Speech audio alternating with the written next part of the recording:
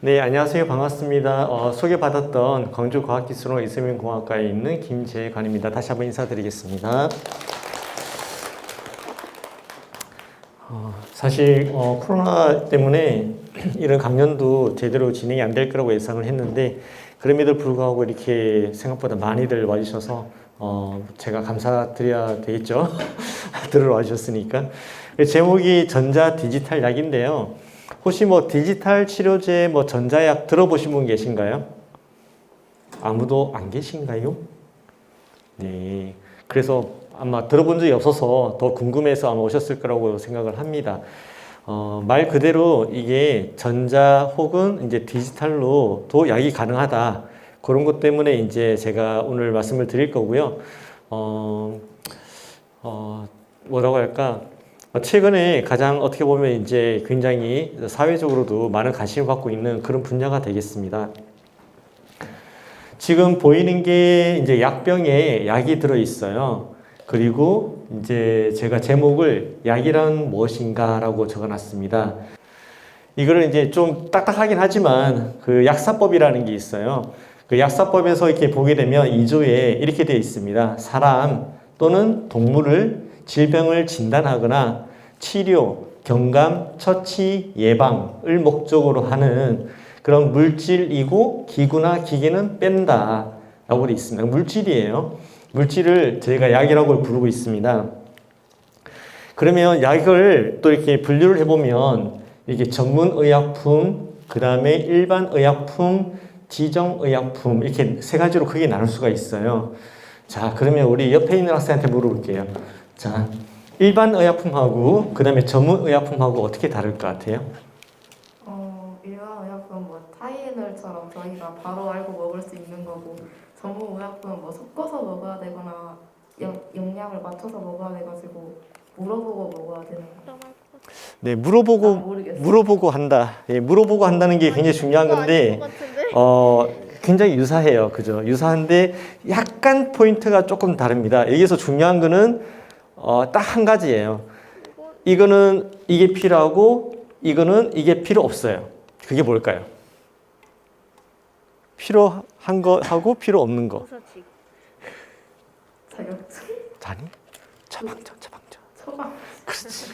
네, 처방전이 있어야, 처방전이 있어야 이제 되는 게 바로 전문 의약품이고요.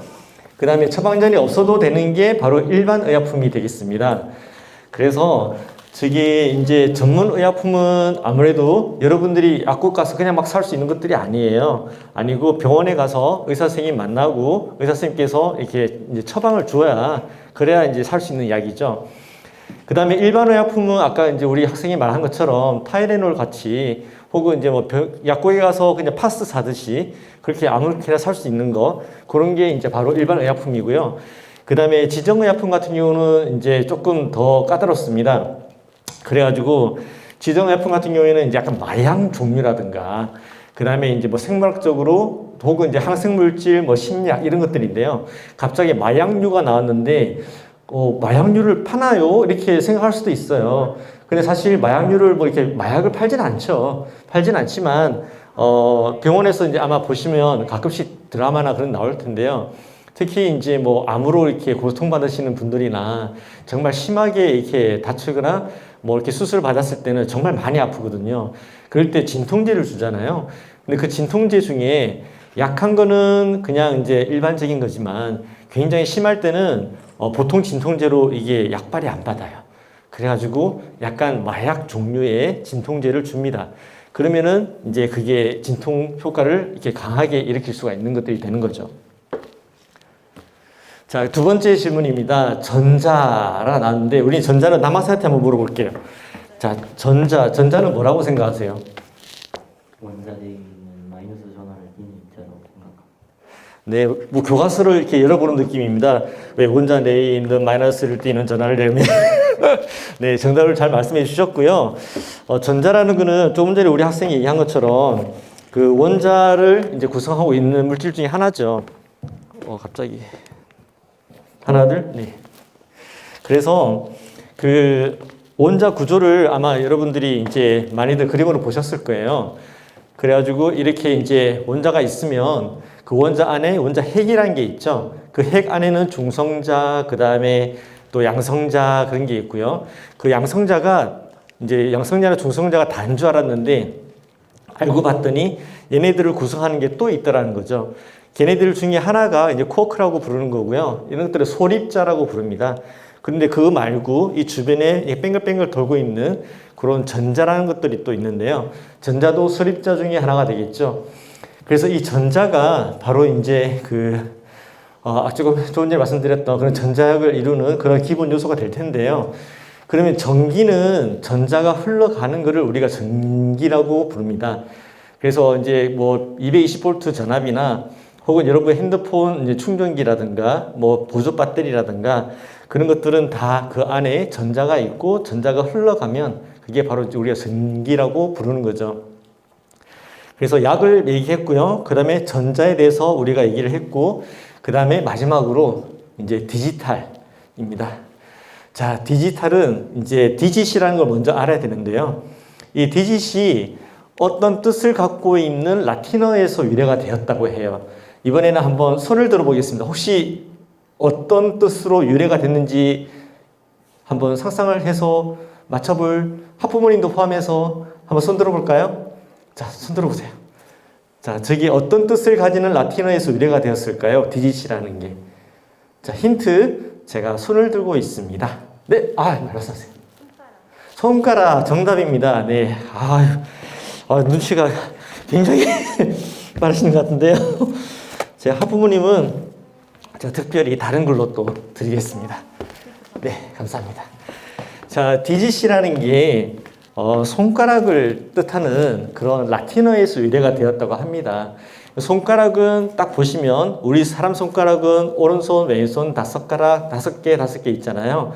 그만큼 우리가 어릴 때부터 숫자를 배울 때도 하나, 둘, 셋, 넷, 다섯, 여섯, 일곱, 여덟, 아홉, 열 손가락 다 넘어가면 발가락 카운트하면서 발가락까지 해서 20개까지 카운트할 수 있잖아요. 그런 것처럼 이게 손가락은 이렇게 뭔가를 이렇게 세기에 명확한 그런 것들이에요.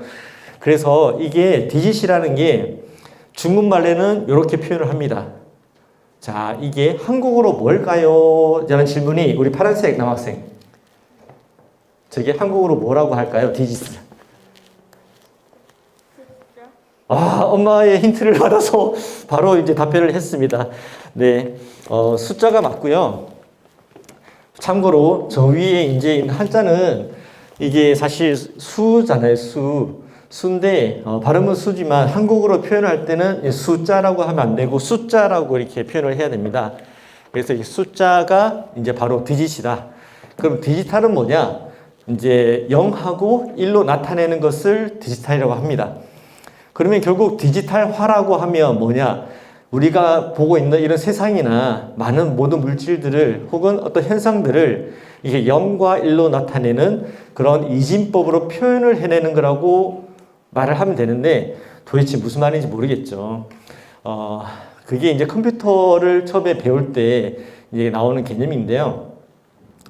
우리는 이제 우리 국어를 배울 때 이제 자음 모음해서 기역, 니은, 디귿, 리을, 아야, 어요, 오요, 우유 이렇게 배웁니다. 그만큼 우리 그 한글 이제 그 자음 모음이 있잖아요. 영어는 알파벳 A부터 이제 G까지 있죠.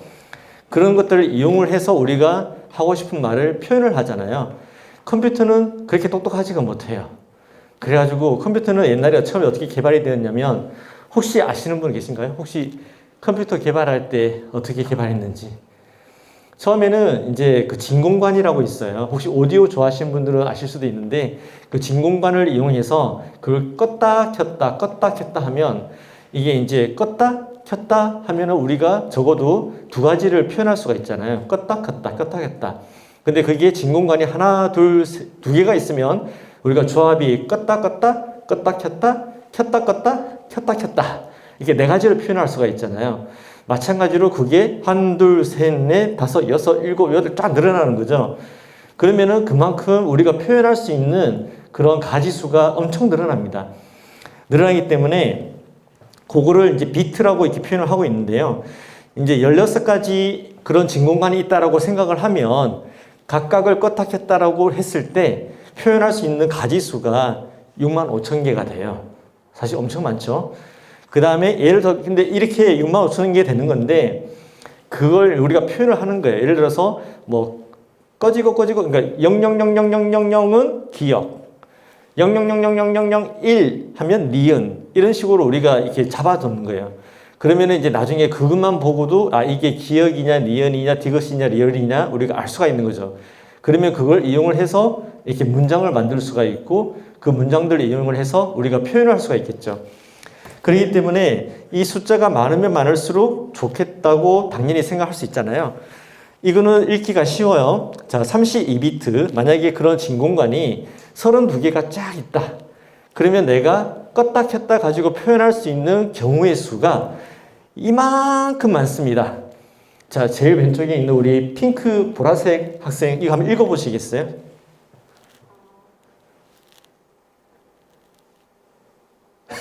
카운트가 잘 어렵죠. 숫자 세기가 너무 어려워요. 그죠? 자, 이게 400만이죠. 이거는 9천만이죠. 요거는 2억이 되겠죠. 그러면 전체 한번 읽어보시겠어요? 42억 1496만 7,296. 너무 잘했고요. 혹시 요것도 읽을 수 있으면 내가 선물 줄게요. 밑에 거 한번 읽어보시겠어요? 농담이고요. 밑에 거는 이제 아마 어머니들도 읽기가 쉽지 않을 거예요. 그래서 제가 이제 적어봤습니다. 얘는 대략 43억이에요. 일단 아까 말씀드린 것처럼 그런 진공관이 32개만 이렇게 있어도 우리가 표현할 수 있는 방법이 43억 가지가 되는 거예요. 마찬가지로 그게 64개다. 그러면은 그 경우의 수가 이렇게 나오는데요. 제가 적어봤습니다. 대략 1844경임이 됩니다. 뭐 상상할 수 없는 숫자예요. 그죠? 그러니까 이렇게 많은 것을 가지고 우리가 얼마나 다양한 것들을 표현을 할 수가 있겠어요. 그래서 결국은 영상도 사실은 지금 저기 뒤에 선생님이 카메라로 이렇게 저를 찍고 계시는데요. 저는 비디오 카메라 안쪽에 보면 영상 센서가라는 게 있어요. 그 영상 센서는 결국 그 안쪽에 보면 빛이 들어왔을 때 그 받아들이는 빛의 세기를 이렇게 숫자로 표현할 수 있는 그런 기능이 들어있거든요. 그리고 그게 이제 레드, 그린, 블루 해서 빨간색, 초록색, 파란색 세 가지 색깔로 이렇게 나눠 놓습니다. 그러면은 그걸 합치게 되면 우리가 눈에서 볼 수 있는 이런 컬러를 볼 수가 있는 거죠. 그런 것들을 하기 위한 그런 하드웨어가 저 카메라 안에 다 들어 있고요. 저기서 받아들이는 그런 전기 신호를 가지고 이제 이렇게 지금 보시는 이런 것처럼 색깔로 만들어내기 위해서는 그런 모든 것들을 다 디지털화 시켜서 이렇게 만들어내고 있습니다. 그래서 여기서는 일단 간단하게 말씀드렸고요. 아까 우리 학생 이제 43억 읽느라고 고생 많았습니다. 그래서 마지막으로 갖고 있는 USB 하나 드리고요. 자, 그래서 다시 돌아오면 전자 디지털약이 뭔가요? 라고 이렇게 물어보면 이게 아까 봤던 전자, 그 다음에 디지털, 0하고 1로 표현하는 그 다음에 약. 전자하고 전자가 관련되어 있는 게 약으로 쓰이면 전자약. 그 다음에 디지털로 되어 있는 것이 약으로 쓰일 수 있으면 디지털 약이라고 생각하시면 돼요. 자, 그렇게 해서 전자 디지털 약에 대해서는 대충 뭔지 알았는데 이제 또 그 다음으로 넘어가 보겠습니다. 조금 이제 제목이 어려워요. 소프트웨어 의료기기라고 합니다. 우리 보자, 이번에는 어느 분을 여쭤볼까요? 까만색 옷 입은 우리 남학생. 자, 소프트웨어가 뭐라고 생각하세요? 그냥 생각나는 대로. 프로그램. 그렇죠. 프로그램이죠. 예를 들면 어떤 프로그램? 핸드폰 안에 있는. 핸드폰 안에 앱 같은 거. 네. 그죠. 근데 컴퓨터 안에 있는 프로그램. 네. 그런 것들도 다 소프트웨어죠. 자, 소프트웨어라는 거는 사실 아까 우리 학생이 얘기한 것처럼 프로그램이에요. 그래서 뭔가를 이렇게 하기 위한 그런 프로그램인데요. 그런 프로그램이 그러면 의료기기야? 이렇게 질문이 되는 거죠. 그렇게 봤을 때 이게 크게 두 가지로 나눌 수가 있습니다. 하나는 내장형 의료용 소프트웨어라는 게 있고요. 하나는 독립형 의료용 소프트웨어라는 게 있어요. 내장형은 말 그대로 어떤 하드웨어 안에 포함이 되어 있으면서 그 하드웨어가 구동이 되게끔 해주는 그런 것들이에요. 예를 들어서 뭐 병원에 가서 우리가 뭐 엑스레이를 찍는다. 그럴 때 엑스레이가 그냥 하드웨어인데요. 그 엑스레이만 가지고 우리가 찍을 수는 없거든요. 그걸 쓰기 위한 혹은 CT나 뭐 초음파나 그런 거 쓰기 위한 기기가 있는데 그 기기들이 안에 프로그램이 없으면 그냥 깡통이에요. 여러분들 좋아하는 핸드폰 아무리 좋으면 뭐예요? 쓸 수 있는 앱이 없으면 꽝이죠. PC 아무리 좋으면 뭐합니까? PC를 쓸 수 있는 윈도우나 뭐 혹은 애플에 있는 맥이나 그런 게 없으면 아무것도 못 쓰잖아요. 그래서 그 하드웨어가 굴러가게 해주는 게 소프트웨어인데 의료용 이제 소프트웨어 의료기기 중에서도 이렇게 특정 장비 안에 있어서 가지고 반드시 필요한 게 내장형 의료 소프트웨어고요. 그다음에 독립형 같은 경우에는 약간 달라요. 그래가지고 걔는 따로 하드웨어가 없어도 그래도 이제 충분히 의미가 있는 그런 것들을 이해하고 있습니다. 약간 다른 거긴 하지만 네 드리겠습니다. 그래서 보시면 이제 의료 영상 전송 뭐 장치라든가 혹은 뇌 영상 검출 뭐 진단 소프트웨어라든가 모바일 심장기라든가 그 소프트웨어 자체로 뭔가 분석을 해내고 그 다음에 이제 뭔가 정보를 제공할 수 있는 그런 것들이 독립형 소프트웨어 의료기기라고 부르고 있습니다. 어떤 것들이 그런 것들이냐? 왼쪽에 보시는 게 뷰노라는 회사에서 만드는 그런 인공지능 기반의 이제 뼈 나이를 알려주는 그런 소프트웨어예요. 사실 여러분들 뭐 아마 학부모님들 중에서도 관심이 있어가지고 자녀를 데리고 병원에 가서 우리 애가 도대체 얼마나 더 클 수 있을까 궁금해서 그래서 아마 사진도 찍어 보셨을 텐데 이렇게 찍어 가지고 이제 관절을 보는 거죠. 봐가지고 이 관절 분석을 여태까지는 의사 선생님들이 이렇게 그 육안으로 보고 판단을 했는데 이제는 그런 것들을 인공지능이 알아서 이제 판단할 수 있게끔 이렇게 해주는 겁니다. 그래서 이제 손 사진 찍어서 그걸 가지고 이제 뼈 나이가 얼마만큼 될 수 있는지 보는 그런 소프트웨어고요. 오른쪽에 있는 소프트웨어는 이제 시각 훈련 소프트웨어 의료기기라고 합니다. 그래서 약간 앱이에요, 사실은. 앱인데 요거는 그 어린이 근시 환자를 치료하기 위한 그런 소프트웨어입니다. 사실 뭐 단순히 보면 그냥 게임 같아요, 그죠? 게임 같은데 저 게임을 따라 하다 보면 눈이 막 움직이는 거죠. 이렇게 안구를 이렇게 좌우 위 아래 가까운 거 봤다가 멀린 거 봤다가 그런 식으로 움직이게끔 만들어 주는 거예요. 그러면 이제 그 안구 운동을 통해서 근시를 좀 이렇게 예방을 하거나 약간 약한 근시일 경우에는 치료까지 할 수 있는 그런 소프트웨어가 있습니다. 그래서 이런 것들이 뭐 소프트웨어 의료기기다 그렇게 이해를 하시면 될 것 같아요. 자, 그래서 소프트웨어 의료기기가 나왔는데 오늘 이제 강의에서 핵심이 이거죠. 디지털 치료제. 디지털 치료제는 뭔가요? 이렇게 물어보면 소프트웨어가 이제 독립형, 뭐 내장형 이렇게 있다 그랬잖아요.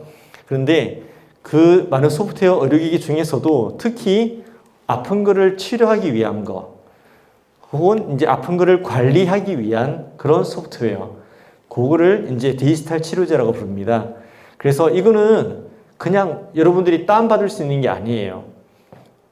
의사 선생님이 처방을 해줘야 됩니다. 왜냐?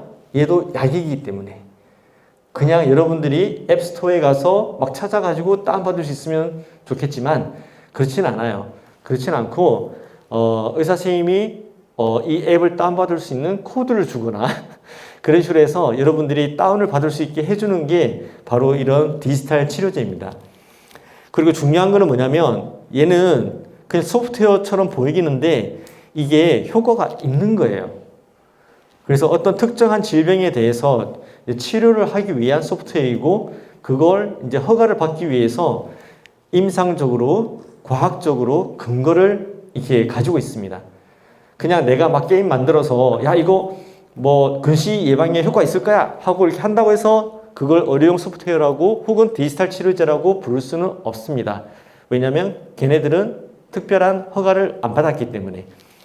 그렇기 때문에 이런 임상적인 실험이나 과학적인 실험을 통해서 이런 소프트웨어를 썼더니 확실히 이런 질병 치료에 도움이 되는구나 라고 이렇게 증명이 된 것들, 그런 것들이 디지털 치료제입니다. 근데 이게 왜 이슈가 되느냐? 기존에 있는 그런 어떤 새로 약물이 있잖아요. 그런 신약을 만드는 그런 데 대비해서 개발 비용은 굉장히 적고 개발하는 데 걸리는 시간은 짧고 그 다음에 적용될 수 있는 기술이 다양합니다. 우리가 뭐 약이 먹는 약, 주사 맞는 약, 바르는 약 다양하듯이 디지털 치료제도 가상현실을 쓰거나 증강현실을 쓰거나 인공지능을 이용한다든지 다양한 형태의 디지털 치료제가 가능합니다. 그리고 의약품을 대신해서 쓰거나 혹은 약 먹고 디지털 치료제도 같이 하고 그렇게 했을 때 효과가 더 좋다. 뭐 그런 것도 가능하겠죠. 그래서 세계 가전 이제 전시회 CES 이제 2020년 CES에서 이제 세계 5대 키워드 중으로 하나 이제 뽑힌 게 바로 디지털 치료제가 되겠습니다. 지금 보시는 사진은 이제 이렇게 앞에 딱 끼고 이제 저걸 보면 거의 이제 가상현실을 이렇게 느낄 수가 있겠죠.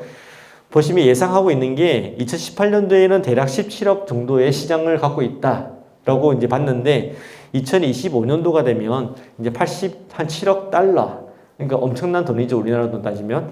그만큼의 세계적으로 이렇게 필요한 것이 생길 것이다 라고 예상을 하고 있고요.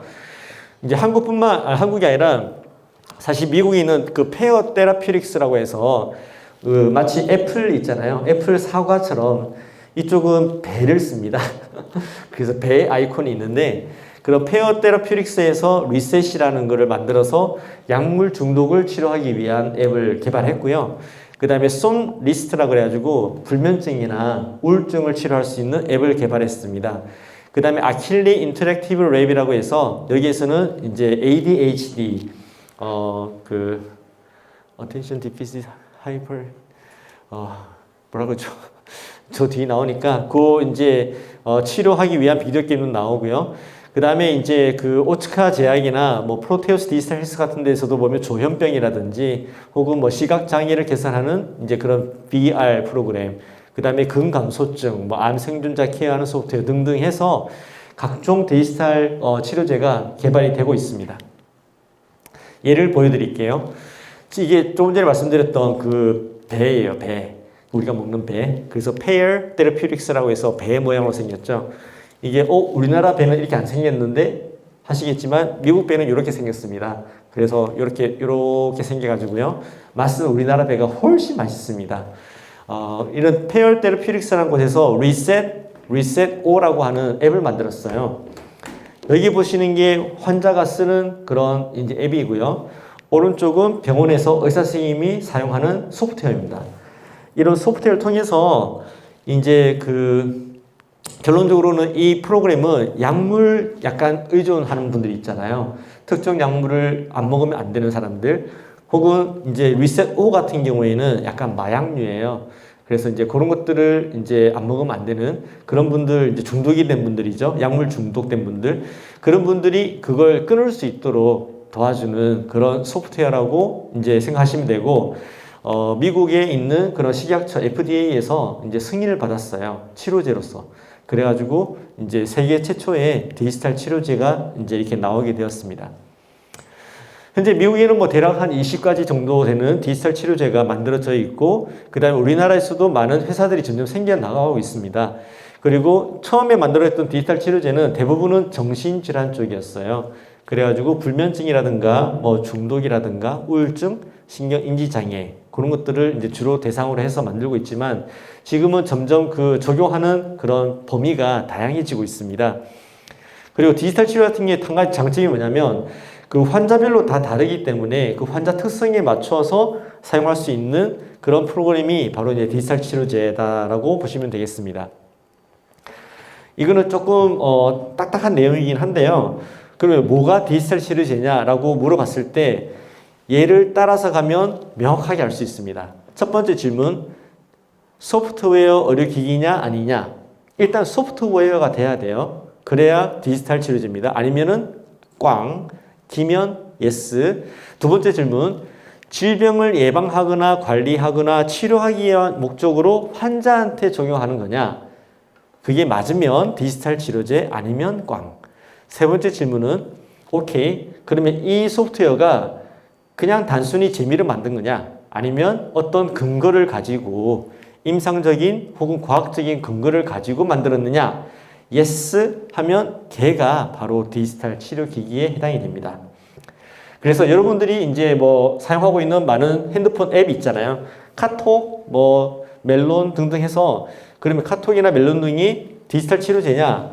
누군가한테는 그럴 수 있죠. 왜냐하면 누군가랑 이렇게 대화를 하고 싶을 때 카톡이 필요하고, 그 다음에 음악을 듣고 싶을 때 멜론이 필요하니까, 그것도 굉장히 도움이 되는 소프트웨어인데, 그게 어떤 질병이나 어떤 치료를 하기 위한 거냐라고 봤을 때는 아니죠. 그러면 이제 걔네들은 이런 디지털 치료기기라고 말할 수는 없을 겁니다.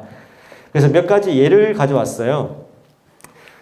일단 예방 및 관리 측면에서 봤을 때 이제 발작이 잘 일어나는 환자를 대상으로 어떤 행동, 그리고 혹은 이제 뇌 인지를 교정하는 거, 혹은 이렇게 스트레스를 풀어주는 그런 이완요법을 통해서 발작이 재발되는 것을 예방할 수 있는 소프트웨어. 그런 것들이 바로 디지털 치료제가 될 거고, 그 다음에 또 이제 경도 인지 장애, 약간 생활은 할 수 있지만 살짝 이렇게 기억력이 떨어지거나 이제 인지 능력이 떨어지는 경우가 생기죠. 나이가 점점 들어갈수록. 그럴 때 이제 경도 인지 장애 환자를 대상으로 해서 인지 재활 훈련을 하고 그걸 통해서 치매를 예방하는 소프트웨어. 이런 게 바로 이제 디지털 치료기기 예가 될 거고요. 그 외에도 보면 뭐 알코올 중독에 의해서 그런 정신 혹은 행동 장애를 갖고 있는 환자를 대상으로 해서 이런 이제 인지 행동 치료를 하고 그걸 통해서 알코올 중독을 치료하는 소프트웨어. 이런 것들도 바로 다 디지털 치료제다라고 이해하시면 되겠습니다. 예를 또 하나 보여드리겠습니다. 아킬리 인터랙티브 랩이라고 해서 앞에 나왔던 회사 이름이에요.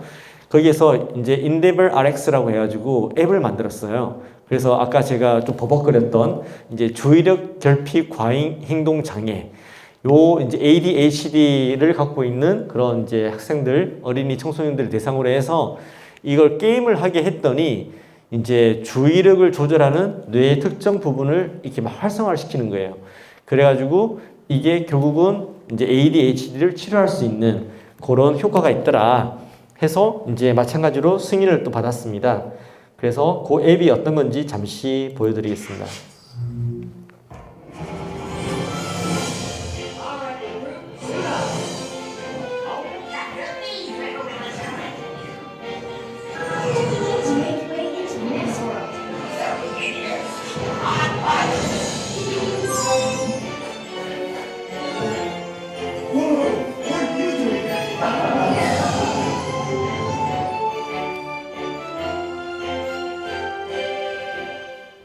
그냥 보시면 그냥 게임 같아요. 그죠? 제가 봐도 게임 같아요.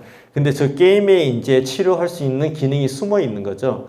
그래서 이제 이런 ADHD 이제 그 환자 같은 경우에 있어서는 주의력이 결핍이 되어 있기 때문에 저 게임에서 아까 보시면 어떤 주인공이 내가 선택해서 그 주인공이 뭘 타고 막 갈 때 뭔가 막 날라와요. 날라오는데 걔네들을 계속 쳐다보고 있으면 이렇게 길이 이렇게 막히겠죠. 혹은 부딪히거나. 그래서 이제 자기가 가려고 하는 데만 집중을 하게끔 만들어주는 그런 역할을 하는 거라고 이렇게 이해하시면 될 것 같아요. 그래서 이런 이제 게임 같이 생겼는데 알고 봤더니 얘도 디지털 치료제다라고 이제 이해를 하시면 되겠습니다. 제일 처음에 초반에 이제 말씀을 드렸던 건데 치료제 같은 경우에도 역사가 있죠. 1세대 치료제는 이제 이렇게 나와 있지만 그 전에는 사실 전통 의약품 뭐 어떻게 보면 이제 우리가 다들 알고 있는 어떤 특정 식물 혹은 약초를 먹으면 어디에 좋다 그런 것들이 있잖아요. 주로 이제 보통 생약이나 그냥 천연물을 우리가 섭취를 했죠. 그러다가 이제 1세대 같은 경우는 이런 천연물이나 생약에서 어떤 성분이 이제 이렇게 어떤 치료하는 데 도움이 되는지를 우리가 찾아내는 거죠. 그래서 그런 특정 이제 화학 약품을 갖다가 만들어내는 겁니다. 그래서 합성을 통해서 우리가 이제 만들어내기 시작했죠. 대표적인 게 아스피린이 될 거고요. 그 다음에 이게 이제 2세대로 넘어가게 되면 이제 여기는 화학식으로 만든 그런 의약품이었는데 2세대가 되면 이제 바이오 의약품이 됩니다. 그래서 살아있는 생명체에서 유전자라든가 단백질이라든가 혹은 그 세포를 원료로 해서 만들어내는 그런 의약품들이 바로 이런 것들이 되고요. 당뇨 치료하기 위한 그런 인슐린이라든가 성장 호르몬, 뭐 항암제, 그 다음에 뭐 각종 피부 재생 치료제, 연골 결손 치료제 같은 것들이 바로 2세대 약품이 될 것이고 우리가 디지털 치료제는 3세대라고 부릅니다. 그래서 이제 3세대 디지털 치료제 같은 경우에는 이제 이런 약이 먹어야 되는, 발라야 되는 약이 아니라 이게 디지털 기술로 환자를 치료하는 그런 의료기기 소프트웨어가 바로 3세대가 되겠습니다. 자, 여기서 또 한번 질문 드려보겠습니다. 자, 신약 개발 과정이라고 적혀 있는데요. 우리 이쪽에 있는 어머니, 자, 신약 개발할 때 보통 한 기간이 얼마나 걸릴까요? 그렇죠. 최소 10년 정도. 돈은 얼마나 필요할까요? 어마어마하게 많이 듭니다. 그죠. 감히 상상하기 힘들 정도로 많이 들겠죠. 돈이 굉장히 많이 듭니다. 그래서 여러분들 혹은 뭐 저도 포함해서 누구나 이제 사실 약을 필요로 하고 또 약을 먹는데 싼 약도 있지만 최근에 나온 약일수록 비싸요. 겁나게 비쌉니다. 특히 항암제 아시잖아요. 항암제 같은 경우 많이 비싸거든요.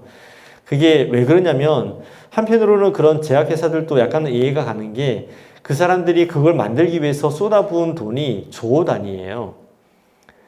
기간이 10년에서 16년, 15년 걸려서 그 하나를 만들어낸 거예요. 그러니까 얼마나 많은 돈이 들어갔고 시간이 들어갔고 노력이 들어갔겠어요. 그러다 보니까 그 사람들 입장에서 내가 그렇게 1조를 부었는데 내가 이걸 어떻게 단돈 100원에 팔아? 말도 안 되는 얘기죠. 그러다 보니까 원가는 예를 들어서 100원인데 팔기로는 뭐 10,000원에 판다든지 그렇게 하는 거죠. 그런데 그것도 영원히 할 수는 없어요. 이게 모든 약들이 다 특허가 걸려 있거든요. 그래서 특허 그 유지 기간이 지나고 나면 다른 모든 회사에서 그 특허를 이용을 해서 똑같은 약을 만들어낼 수 있습니다. 그걸 이제 영어로는 제네릭 드럭이라고 하는데요. 그런 것들이 이제 뭐라고 해야 되나? 원래 처음에 개발한 회사가 아니라 다른 회사에서도 이제 같은 성분을 이용을 해서 똑같이 만들어내는 거예요.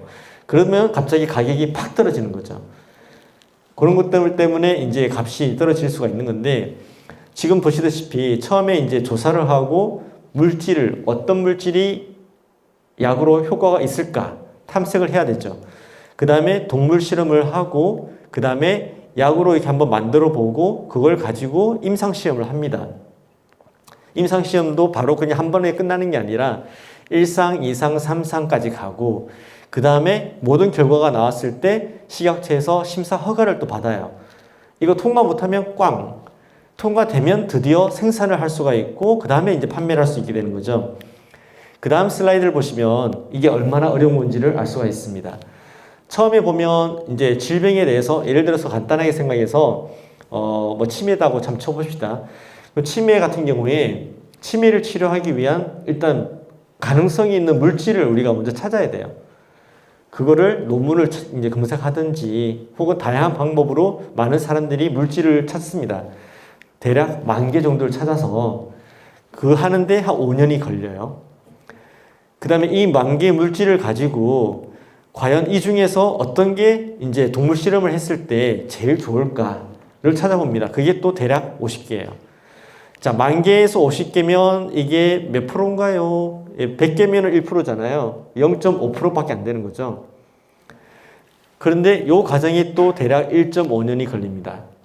그 다음에 동물 실험을 통해서 이 약물이 동물 실험을 했더니 효과가 있더라. 그래가지고 그러면 이제 우리가 사람한테 한번 적용을 해봐야 되잖아요. 임상 시험을 신청을 하고 그 다음에 1상, 2상, 3상 이렇게 갑니다. 그러면은 50개가 또 5개로 줄어요. 이 과정에서 1상에서는 일단 사람한테 안전한지를 먼저 테스트합니다. 그렇게 하기 위해서 대략 한 100명 미만으로 해서 1상 실험을 하고요. 일단 안전하다. 그러면 두 번째로는 얼마만큼의 양을 줘야 이게 효과가 있는지를 또 확인합니다. 그게 대략 100명에서 500명. 제일 마지막으로는 이제 이게 정말 약으로서 이 특정 질환에 아까 말했던 치매에 도움이 되는가를 확인을 해야 되거든요. 그게 대략 1,000명에서 5,000명 정도가 필요합니다. 이 과정이 대략 6년이 걸려요. 그리고 50개가 5개가 되고 이 모든 과정을 거쳐서 최종적으로 1개가 통과될까 말까입니다. 10,000개에서 1개가 나올까 말까 해요. 그리고 총 기간은 대략 이제 10년에서 15년. 들어가는 돈은 한 대략 1조에서 많게는 2, 3조까지 돈이 들어갑니다. 그러다 보니까 이런 신약 하나 만들어내는 게 정말 힘든 거고요. 그래서 사실 아마 생각해 보시면 대부분의 신약은 사실 우리나라에서 만든 게 굉장히 드물어요. 왜냐하면 천문학적인 돈과 시간과 인력이 필요하기 때문에 그래서 이제 사실 그렇게 신약을 개발한다는 게 굉장히 어렵습니다. 그런데 갑자기 AI라고 하는 게 짜잔 나타났어요. 얼마 전부터. 그래가지고 AI를 이용한 신약 개발이라는 것이 또 화두가 되었습니다. 아니, AI가 내가 알기로 인공지능인데 인공지능이 도대체 신약 개발하는데 어떻게 도움이 되지? 궁금하시죠? 네, 보시면 답이 나와 있습니다. 아까 보셨던 일단은 물질을 이렇게 골라야 돼요. 어떤 물질이 이 병에 효과적일까를 찾아야 되는데 그게 그전에는 사람들이 찾았어요. 논문을 읽어보고 책을 읽어보고 보고서를 읽어보고 발표하는 걸 읽어보고 그래서 이 물질이 효과가 있을 수 있겠다 라고 해서 많은 사람들이 열심히 조사하고 분석을 해서 찾아냅니다. 그래서 시간이 겁나게 걸렸어요. 2에서 3년. 이제는 인공지능이 나타났습니다. 그래서 우리가 이제 모든 문서들을 파일로 넣어주는 거죠. 야, 너 이거 읽어. 다 읽어봐. 다 읽어보고 이 병에 효과가 있을 만한 어떤 물질을 찾아봐봐. 그러면 인공지능은 훨씬 빨라요. 그래서 0.5년에서 1년 만에 빅데이터를 이용을 해서 타겟을 찾아냅니다. 근데 여기서 보시면 이제 2, 3년 발굴 및 스크리닝까지 해서 이렇게 되잖아요. 근데 인공지능을 이용하게 되면 거의 1년 안에 이런 과정들이 끝나는 게 된 거죠. 그 다음에 이제 여기서는 또 독성시험, 뭐 임상시험까지 쭉 가잖아요. 근데 여기서는 이제 임상시험이 사실은 제일 많은 시간이 걸린 거죠. 이거는 인공지능도 어떻게 해주기는 어렵습니다. 단지, 쓸 수 있는 장점은 뭐냐면, 임상시험을 할 때 인공지능을 활용하게 되면 실패율을 낮춰줄 수가 있어요. 그래서 어떻게 낮출 수 있냐면, 인공지능을 이용했을 때 우리가 개발하고 있는 그런 약이 갖고 있는 화합물 구조의 정보하고 그게 우리 몸에 들어왔을 때 우리 몸 안에 있는 물질하고 어떻게 반응할 것인가를 이렇게 예측을 할 수가 있습니다. 그런 예측을 통해서 얘는 안 좋을 것 같아. 빼고 얘는 괜찮을 것 같아. 이렇게 하고 저희가 선별할 수 있는 거죠. 그래서 이런 과정에서 기간을 훨씬 더 단축을 시킬 수가 있습니다. 그런데 디지털 치료제는 심지어 더 빨라요. 왜냐? 디지털 치료제는 어떤 물질을 발굴하는 게 아니잖아요. 그러다 보니까 기간이 대략 3.5에서 5년 정도밖에 안 걸려요. 그리고 비용이 그래서 너무 적게 듭니다. 보통 한 3조 들어가는데 한 100억에서 200억이면 가능하다. 그 다음에 임상 실험할 때도 한 10,000명이 총 필요한데 여기서는 대략 500명이면 가능하다. 그 다음에 이제 복약 수능도라는 거는 뭐냐면 약을 개발해서 이거 드세요. 하루에 3번. 아침 먹고 나서, 점심 먹고 나서, 저녁 먹고 나서 식후 30분 드세요. 제대로 지키시는 분 아마 굉장히 드물걸요. 저도 약을 정말 싫어하거든요. 그래가지고 약을 저도 까먹고 안 먹어요. 그래서 이게 그 수능도가 신약 같은 경우는 60%밖에 안 됩니다. 그러니까 100명을 실험을 하면 60명만 약을 제대로 먹고 나머지 40명은 약을 제대로 안 먹는 거예요. 그러면 그 40명 데이터는 쓸 수가 없어요. 근데 디지털 치료제는 그래도 한 80%는 그 앱을 보고 하라는 대로 따라 하는 거죠. 왜냐하면 따라 하지 않으면 바로 얘가 알거든요. 앱이. 그렇기 때문에 이게 높은 거죠. 그래서 전체적으로 비용이 굉장히 낮아집니다. 그러면 기존 치료제하고 디지털 치료제하고 같은 거는 뭐고 다른 거는 뭐냐? 같은 거는 요거죠. 일단은 어떤 질환에 대해서 효과가 있다. 그거는 당연히 그렇게 해야 되는 거니까 효과가 없으면 약이 아니죠. 그 다음에 둘 다 처방이 필요하다. 근데 차이는 약물 같은 경우에는 보통 약간의 아주 미미하게라도 독성이라든가 부작용이 있을 수가 있어요. 디지털 치료제는 거의 없다고 보시면 되고요. 그 다음에 비용이 돈이 많이 들어가고 적게 들어가고 그 다음에 약을 먹을 때 그거를 관리하는 게 거의 이거는 본인이 알아서 하는 거죠. 하지만 디지털 치료제는 앱이다 보니까 그 앱을 통해서 얼마만큼 이 앱을 따라서 시행을 했는지를 알 수가 있어요. 그러다 보니까 이제 그걸 관리가 가능하다. 그 다음에 이제 그 기존 치료에 대한 이제 모니터링이 사실은 환자분이 병원에 왔을 때는 알 수 있지 집에 가면 어떻게 하는지 우리가 모르잖아요. 이게 사실 불가능한데 이제 디지털 치료제는 그 앱이다 보니까 어느 정도 가능하다. 그런 측면이 있습니다. 지금까지 해서 이제 디지털 치료제를 말씀드렸고요. 그 다음에 나머지 한 축이 전자약이에요. 전자약은 아까 우리 이제 학생이 말했지만 그런 이제 원자 안에 있는 전자가 전자인데 그 전자가 흘러가는 게 전기고요. 그런 전기의 에너지를 이용해서 다양한 물리적 어떤 형태의 에너지가 만들어지는 거죠. 그래서 뭐 전기 자체일 수도 있고 그 다음에 자기장일 수도 있고요. 그 다음에 뭐 LED 같은 경우에 전기를 흘려보내면 빛이 나오잖아요. 레이저도 마찬가지고 그렇게 빛이라고 하는 어떤 형식으로도 나올 수가 있고 그 다음에 뭐 초음파도 마찬가지고요. 그랬을 때 이 전자약은 이제 2013년도에 영국에 있는 제약회사 글락소 스미스 클라인이라고 하는 회사에서 처음 사용했다고 합니다. 그 당시에는 주로 이제 머리에다가 전기 자극을 줘서 어떤 신경계에 자극을 주고 그걸 통해서 이제 뇌 질환 쪽을 이렇게 치료하는 데 도와주는 특히 뭐 우울증이나 불면증 치료하는 그런 기기로서 많이 사용이 되었다고 합니다. 근데 디지털 치료제는 소프트웨어 기반이에요. 전자약은 얘랑은 좀 달라서 하드웨어 기반입니다. 그래서 전기, 자기장, 열 이런 물리적인 자극을 주는 거고요. 이 두 가지 공통점은 어떤 특정한 질병을 대상으로 해서 관리를 하거나 치료를 하기 위한 목적으로 해서 아무한테나 쓰는 게 아니라 환자한테만 씁니다. 환자 대상으로 쓰고 그 다음에 그렇게 하기 위해서는 충분한 과학적인 의학적인 근거가 있어야 된다는 거. 둘 다 임상시험을 통과해야 되고 의사 처방이 있어야만 사용이 가능해지는 겁니다. 그러면 예를 들어서 보여드리겠습니다. 자, 뇌를 자극하기 위한 전자약들이 여러 가지가 있는데 이거는 이제 신부뇌 자극 기술이라고 해서 주로 파킨슨병, 우리 학생 이제 파킨슨병 혹시 알아요? 파킨슨병 하면 이제 보통 얘기하는 퇴행성 뇌질환 중에 하나거든요. 그래가지고 이게 손이 떨린다거나 이게 항상 몸이 이게 가만히 못 있고 그런 건데 본인이 그렇게 하려고 하는 게 아니에요. 이 뇌 안에 있는 이 해마라고 하는 부분이 있는데요. 그 부분에 손상이 와서 이게 몸이 자기가 마음대로 할 수가 없는 거거든요. 그게 파킨슨병인데 그걸 치료하기 위한 방법 중에 하나가 뭐냐면 이 그 부위에다가 가는 전극을 박아요.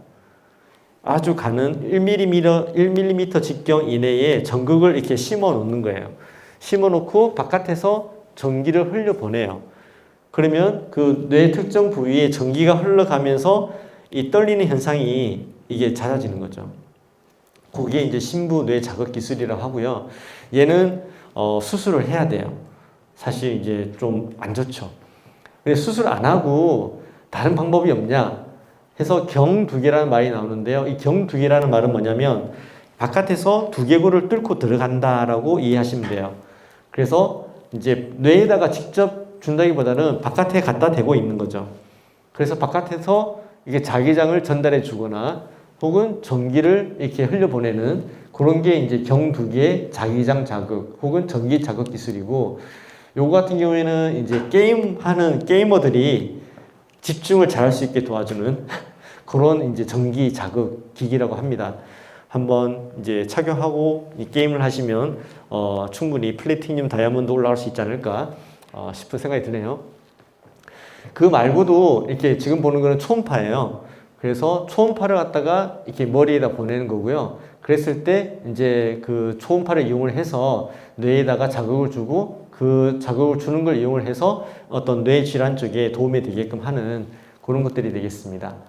자, 초음파 영상에서 애기 뭐 보는 거는 누구나 다 아실 거고요.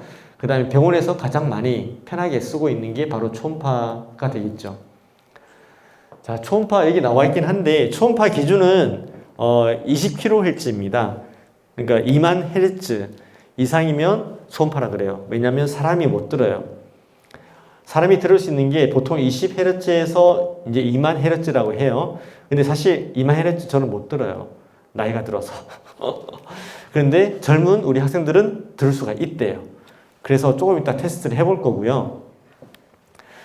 이게 보시면 나오지만 동물하고 사람하고 또 달라요. 그래가지고 여기는 코끼리, 그 다음에 사람은 빨간색, 개는 요렇게 돼 있죠. 보면 개가 사람보다 훨씬 더 높은 주파수 소리를 들을 수 있는 거죠. 그 중에 왕은 돌핀, 돌고래입니다.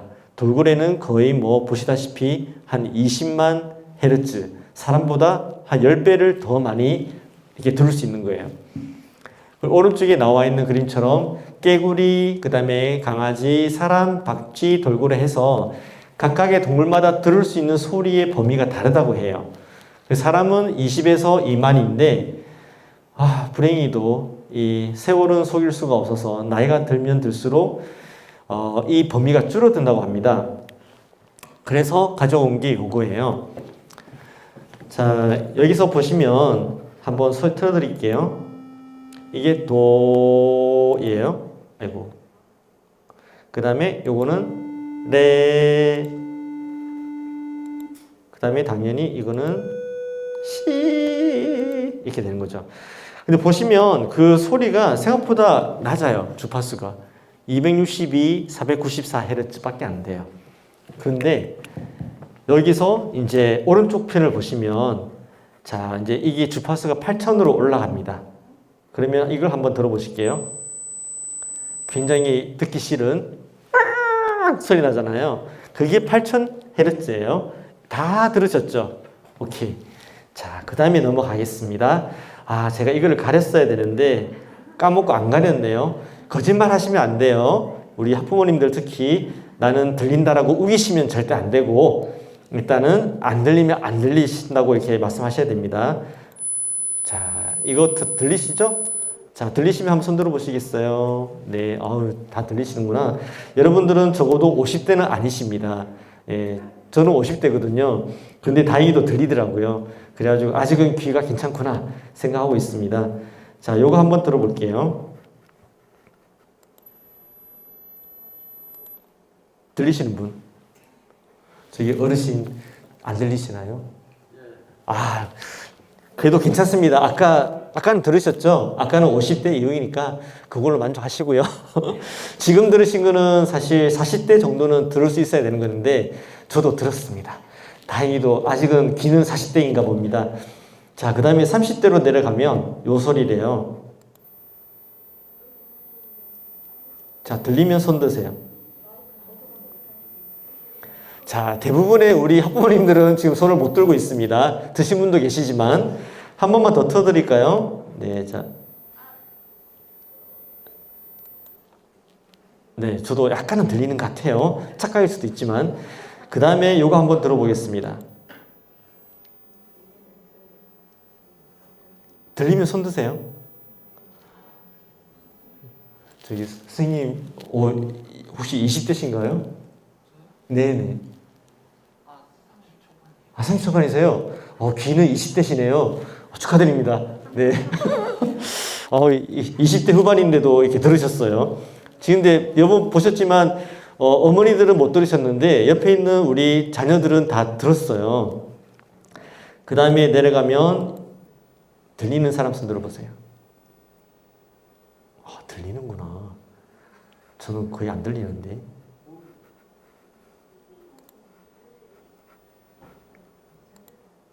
자, 또 한 단계 내려가겠습니다. 들리면 손 드세요.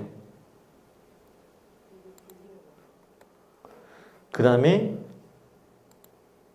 들리나요? 왠지 들리는 것 같아, 나도. 계속 켰다 껐다 하다 보니까 왠지 뭔가 위 하는 소리가 나는 것 같은 기분이 들거든요, 저도. 그런데 여기 지금 초등학생들은 다 그 10대잖아요. 초등학생, 중학생들 10대니까 이 10대 사실 후반 초반까지는 이렇게 18,800까지 듣는데요. 자, 제일 마지막 요거 한번 해보겠습니다. 들리면 손 드세요.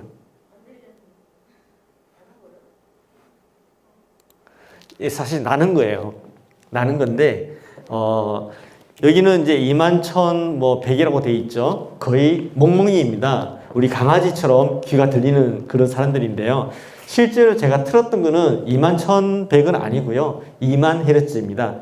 사람이 들을 수 있는 가장 높은 주파수라고 보시면 되는 거죠. 그런데 그 2만 헤르츠보다 훨씬 더 올라가게 되면 우리는 절대 못 들어요. 그래서 그게 이제 초음파라고 우리가 부르고 있는 거죠.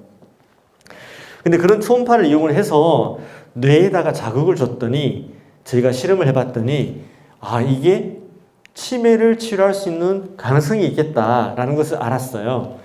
그래서 보시면 이렇게 쥐 머리에다가 여러 가지 이렇게 전극을 이렇게 받고요. 그 다음에 거기에다가 초음파를 가지고 이제 자극을 주는 거죠. 근데 그냥 주는 건 아니고 이제 40Hz의 그런 이제 뇌파로 따지면 감마 밴드라고 불러요. 그 감마 뇌파 주파수에 맞는 그런 울트라 사운드를 이렇게 끊어서 40Hz를 줬어요. 그랬더니 정말 신기하게도 그 초음파를 받았던 쥐들이 머리에 보면 이렇게 알츠하이머 질환을 일으키는 대표적인 나쁜 단백질이 두 가지가 있어요. 하나가 아밀로이드 베타라는 게 있고요. 하나가 타우 단백질이라는 게 있거든요. 그 두 가지가 있는데 이 연구에서는 타우는 저희가 못 봤지만 이 아밀로이드 베타라고 하는 그런 단백질이 이 초음파를 줬던 게 안 줬던 것보다 낫다. 이런 것을 다 볼 수 있었어요. 그 얘기는 뭐냐면 초음파로 뇌에다가 자극을 줬더니 치매에 아주 안 좋은 단백질이 줄어드는구나. 그거를 이제 알게 된 거죠. 그래서 영광스럽게도 어떻게 하다 보니 이렇게 뉴스에도 나왔습니다.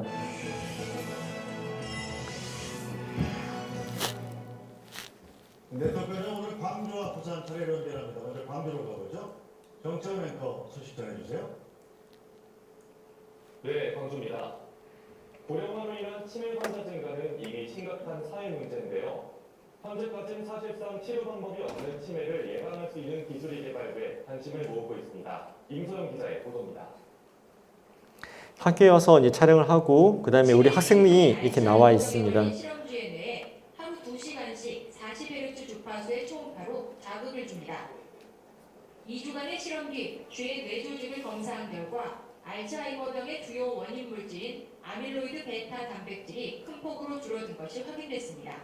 초음파를 감마파로 같이 연구했던 김태 교수님이고요. 이분은 원래 정신과 의사 이제 스님이세요. 베타를 잡아먹을 수 있는 세포가 존재하는데 그 세포들이 활성화되는 것들이 좀 발견이 됐어요. 치매에 걸리면 뇌 기능이 퇴화하지만 이번 연구에선 초음파 자극 이후 뇌 기능이 향상되는 것으로 확인됐습니다. 치매로 약해진 뇌혈관 출혈 등 초음파 자극으로 인한 부작용도 거의 없는 것으로 나타났습니다. 약물을 전혀 사용하지 않고 초음파를 이용해 치매 원인 물질을 감소시키고 뇌 기능 감소를 막는다는 점에서 앞으로 치매 치료법 개발에 한 걸음 다가섰다는 평가입니다. 약물이 아닌 비약물 쪽을 했음에도 불구하고 이런 효과가 있었다는 점에서 사실 임상적으로도 굉장히 적용이 용이한 그런 이제 가능성이 많기 때문에 그런 점에서 충분히 가치가 있다고 생각합니다. 초음파를 이용한 뇌 자극으로 치매의 60-70%를 차지하는 알츠하이머병을 예방 치료하는 디스트 연구진의 이번 연구는 최근 신경과학 분야 국제학술지에 실렸습니다. 네, 좀 민망하게 하지만 이게 사진도 찍고요. 한 시간 가까이 인터뷰 했더니 뉴스에 나오긴 한 2분 30초 나오더라고요. 어쨌든 그래서 이런 결과를 얻어가지고 저희가 했는데 여기서 사용한 초음파라고 하는 게 결국은 전자약이라고 이렇게 보시면 되는 거예요. 전기를 이용하든 자기장을 이용하든 빛을 이용하든 혹은 이런 초음파를 이용하더라도 이런 전자약을 이용하더라도 어떤 질환을 치료할 수 있는 가능성이 있다. 그런 측면에서 이제 굉장히 의미가 있는 그런 연구였습니다. 이걸 기점으로 삼아서 또 KBS 광주 열린마당에도 나왔었어요. 그래가지고 이제 여기서 잠깐 이제 한 30분 가까이 이제 얘기를 했었고요. 나중에 한번 시간 되시면 이제 들어가서 보시면 되겠습니다. 유튜브에 가서 KBS 열린마당 하시면 나올 거예요. 근데 이게 파일이 크다 보니까 지금 컴퓨터가 다운이 돼 버렸어요. 네, 컴퓨터가 다운이 돼서 이제 안 넘어가네요. 네, 이렇게 되는데 이제 사실 거의 다 끝났으니까 다시 한번 시작하고 그리고 이제 마무리를 곧 하도록 하겠습니다.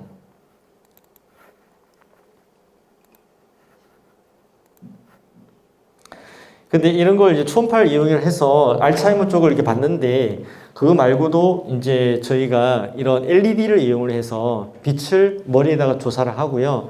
그 빛을 줬을 때 또 잠을 잘 잘 수 있다. 그런 것들도 결과를 사실 얻었습니다.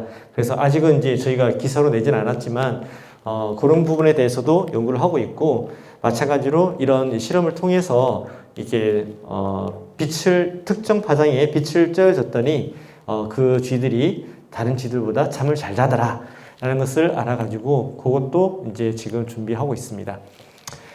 그래서 결론을 말씀드리면, 자, 여기 보는 전자, 디지털, 약이 있을 때, 자, 결론은 전자, 디지털 약도 약이다, 아니다? 약이다 라고 말씀하시면 오늘의 이제 강의의 목적을 다 달성했다라고 보시면 되겠습니다. 그러면 이걸로 마치도록 하고요.